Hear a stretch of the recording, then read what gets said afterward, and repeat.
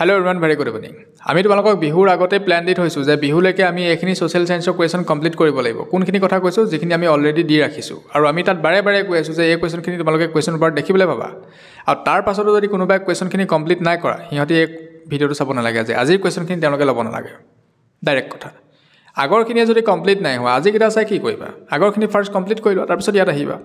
আৰু যিসকলে আমাৰ চেনেলতে প্ৰথমবাৰ কাৰণে আহিছে মই তেওঁলোকক এটা কথা জনাও যে আমি আমাৰ আগৰ ভিডিঅ'সমূহত আমি ডিসকাস কৰিছো সোশ্যাল সায়েন্সৰ বিষয়ে যে ডাইৰেক্ট কোৱেশ্চনৰ কথা আমি পাতিছো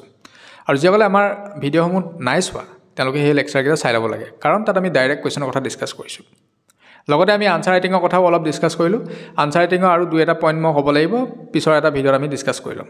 ঠিক আছে আৰু এটা কথা লগতে জনাও যে যিসকলে আমাক এডভান্স মেথছৰ কথা কৈ আছে আমি এডভান্স মেথছৰ এটা লাইভ সেশন আহিম 2 ঘণ্টাৰ কাৰণে আৰু তাতে আমি গোটে কমপ্লিট বুকখনৰ বিষয়ে ডিসকাস কৰিম ঠিক আছে তাতে তোমালোকে কোৱেশ্চনৰ কথা গম পাবা এক্সাম্পলছৰ কথা গম পাবা কোৱেশ্চনৰ প্যাটাৰ্নৰ কথা গম পাবা লাইভ সেশনটো কেতিয়া আহিম যেতিয়া আমাৰ 12k সাবস্ক্ৰাইবাৰ কমপ্লিট হ'ব যদি আমাৰ কাইলৈকে 12k সাবস্ক্ৰাইবাৰ কমপ্লিট হয় তেতিয়াহলে আমি কাইলৈকে আহিম কিন্তু এটা কথা আছে আমি অকমান লেট নাইট আহিম আমি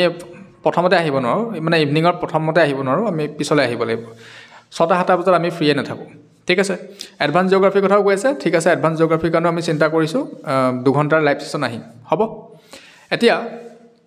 আজিৰ কোৱেশ্চনখিনি এটা বিশেষত্ব আছে তো বিশেষত্বটো কি যে যিসকলে আমাক কৈছিলে যে আমি 80 মাৰ্কছৰ ওপৰত পাব বিচাৰো সো তেওঁলোকে এই ভিডিওটো চাব লাগে আৰু যিসকলে অকল পাস কৰাৰ কথা ভাবি আছে 45 মান পোৱাৰ কথা ভাবি আছে টোটাল আউট অফ 90 ঠিক আছে তেওঁলোকে আমাৰ আগৰ কোৱেশ্চনখিনি চালে হৈ গ'ল তাতে তেওঁলোকে কি পাব ডাইৰেক্টলি অৰ ইনডাইৰেক্টলি কোৱেশ্চন পাৰ তাৰ কোৱেশ্চন দেখিবলৈ পাব এমসিকিউ পৰ্চনৰ পৰা হ'ব পাৰে বা সাবজেক্টিভ পৰ্চনৰ পৰা হ'ব পাৰে তেওঁলোকে তাতে মাৰ্কছ পাই যাব যদি লেটাৰ মাৰ্কছ লাগে তাহলে আজি ভিডিওটো চাব লাগিব আৰু ইয়াৰ পিছৰ যিহিটা আমাৰ লেকচাৰ আহিব হেকিটা চাব লাগিব ক্লিয়াৰ কথাটো এতিয়া আমি কোৱেশ্চনৰ কথা ডিসকাস কৰো ফাৰ্স্ট আমি কোৱেশ্চনটো লম right about the tea industry of Assam এতিয়া ইয়াতে চোৱা তোমালোকক টি ইন্ডাষ্ট্ৰিৰ বিষয়ে লিখিবলৈ কোৱা হৈছে মই আসামিজত কৈ দিছো অসমৰ চাহ উদ্যোগৰ বিষয়ে লিখা এতিয়া ইয়াত আমাক টি ইন্ডাষ্ট্ৰিৰ বিষয়ে লিখিবলৈ কোৱা হৈছে ডেফিনেটলি আনসাৰ যেটো হ'ব হেতুটো একদম কোৱালিটি আনসাৰ হ'ব লাগিব কাৰণটো কিয় যে আমাৰ ভাৰতৰ ভিতৰতে অসম চাহ উৎপাদনৰ ক্ষেত্ৰত 1 নম্বৰত আছে টি প্ৰডাকচনৰ ক্ষেত্ৰত আমাৰ ইণ্ডিয়াৰ যিমান টোটাল আউটপুট হয় টিৰ তাৰ মোৰ দেন 50% আসামৰ পৰা যায় ঠিক আছে এৰাউণ্ড 52%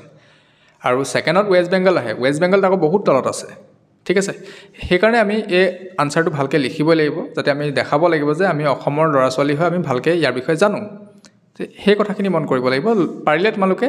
লেটেষ্ট কিবা ডেটা থাকিলে বা সাৰ্ভে কিবা ৰিপৰ্ট থাকিলে হেকিনি ইয়াতে ইনক্লুড কৰি দিব পাৰিবা আনসাৰটো কোৱালিটিটো আৰু অলপ ওপৰলৈ যাবগে ঠিক আছে এতিয়া সেকেন্ড কোৱেশ্চনটো লম What do you mean by the term service sector industries? Briefly explain taking examples from Assam. সেৱা খণ্ডৰ উদ্যোগ বুলিলে কি বুজা উদাহৰণ দি বুজাই লিখা সেৱা খণ্ডৰ বা সাৰ্ভিস সেক্টৰ বিষয়ে লিখিব লাগিব গতিকে ভালকে লিখিবা আৰু পইণ্টখিনি তোমালোকে ধুনীয়াকৈ লিংক কৰিবা তোমালোকে ধৰিবা এতিয়া ইয়াতে আমাক উদাহৰণ দি বুজাই লিখিবলৈ কৈছে গতিকে দুটা তেনেকুৱা লাইভ এক্সাম্পলছ লৈ লবা যেটো চলি আছে কাৰেন্টলি তেনেকুৱা third question state the present status of the fish industry of Assam অসমৰ মীন উদ্যোগৰ বিষয়ে বৰ্তমান অৱস্থা কেনেকুৱা সো এই মীন বিভাগৰ বিষয়ে তোমালোকে ধুনীয়াকৈ লিখিব পাৰা মীন বিভাগ এটা আছে অসমৰ হেতু কথাও মেনশন কৰিব পাৰা বা আমাৰ গাঁৱৰ লোকসকলে হওক বা টাউনৰ লোকসকলে হওক কেনেকুৱা ধৰণে ইয়াক আকোৱালি লৈছে সেই কথাখিনি তোমালোকে মেনশন কৰিব পাৰা যদি এডিশনালি ডেটা ভৰাই দিব বিচাৰা তো তেনেকুৱা নিচিনা কথা আছে বা তুমি বুকৰ ভিতৰৰ কথাখিনি লৈও ভৰাব পাৰা আনসাৰটো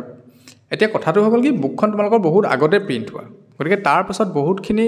ইয়াৰ ইনফৰমেশন আহিছে তো হেখিনি তোমালোকে ইনক্লুড কৰিব পাৰা তো চাই লবা হেতু নেক্সট কোৱেশ্চন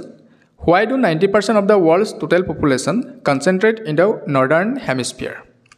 পৃথিৱীৰ মুঠ জনসংখ্যাৰ প্ৰায় 90% উত্তৰ গোলাৰ্ধত থুপ খাই আছে কিয় এটো আমি জিওগ্ৰাফি পা ললো এটো কোৱেশ্চন চাব লাগিব নেক্সট চাই লোৱা